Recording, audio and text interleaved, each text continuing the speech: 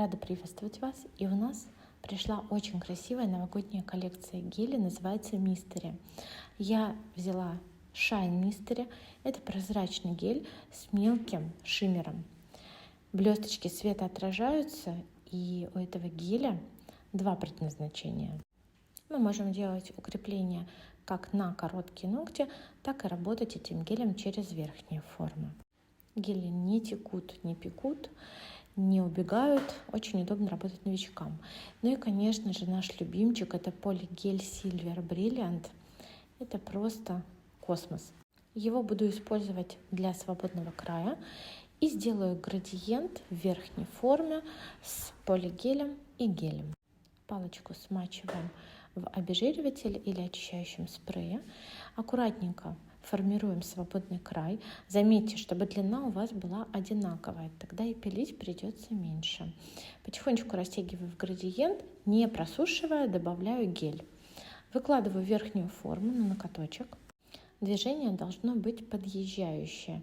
Я люблю очень эту технику с выкладкой геля около кутикулы, чтобы потом верхнюю форму вы до кутикулы не доводили. Тогда материал ложится очень ровно, очень аккуратно, и пилить практически сверху ничего не нужно, только зашлифовать. Я делаю форму салонный овальчик. И посмотрите, беру именно форму классический квадрат, чтобы у меня получился вот такой изгиб. Наши клиенты, делая короткие ногти, не совсем любят, когда ногти у них прямые. Все-таки они привыкли к классическому моделированию, чтобы был плавный подъем и плавный спуск. Теперь мы выпилили форму, зашлифовали, и можно покрыть ноготочек топом. Уже экспресс-дизайн готов. Но мы, конечно же, на этом не остановимся. И посмотрите, какая у нас есть классная новинка. Это силиконовый трафарет для снежинок. Мы берем белый гель-лак. У нас он вышел очень плотный, очень яркий. Действительно, можно наносить в один слой, рисовать френч. Ну, прям очень многофункциональный цвет. Идеально подходит для дизайна и для покрытия. Итак, нанесли в снежиночки наш гель-лак. Теперь берем карточку и аккуратно протягиваем. Кстати, снежинки можно сделать заранее, чтобы не тратить время, когда работаете с клиентом. Снежинки получаются абсолютно все разные, разного размера и разной, так сказать, пушистости. Я специально пачкаю трафарет, чтобы вы посмотрели потом, как его можно почистить.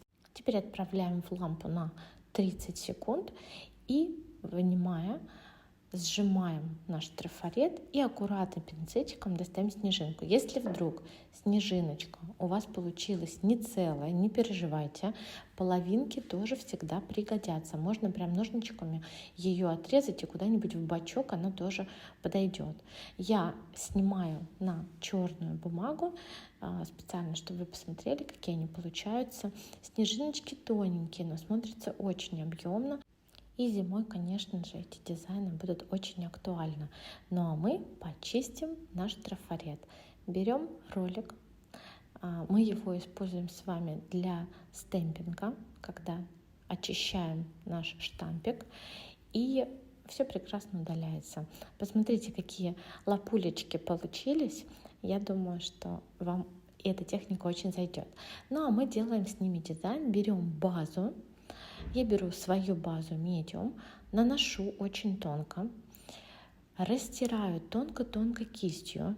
Внимание, наносить нужно очень тонко, иначе будет у вас желтизна, красиво не получится.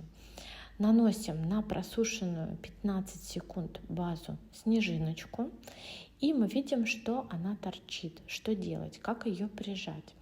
Можно взять старенький штампик, какой-нибудь рваненький, ненужный, и аккуратно прижимая, перекатить, тем самым снежиночку мы прижимаем к липкости от базы. Можно подсушить в лампе. Берем матовый топ.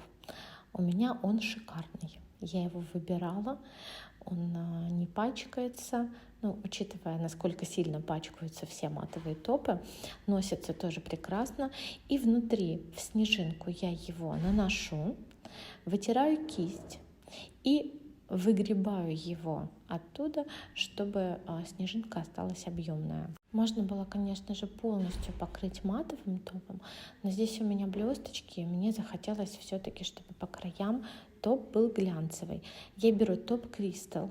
Это специальный топ. Он идеально подходит для геля, для полигеля, перекрывает любые объемы декораций и прекрасно перекрывает объем у френча, вот эту ступенечку.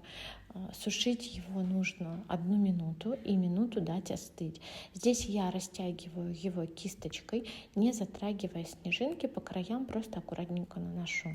Этот топ нельзя наносить втирающими движениями. Он будет у вас расползаться, потому что все-таки он довольно-таки густой. Но глянец у него неубиваемый, и мы его за это очень сильно любим. Обращайте внимание на ваших клиентов, какие у них украшения. Если она вся сидит в золоте, то, конечно же, можно взять полигель Ice Gold и этот же дизайн повторить в золотом цвете, тоже будет нереально красиво. Ну а здесь на макро мы засняли для вас, как красиво смотрятся снежинки. Надеюсь, вы повторите этот дизайн, вам очень понравится. Предлагаю сделать через верхнюю форму на типсах, чтобы клиенты могли видеть вашу продающую витрину.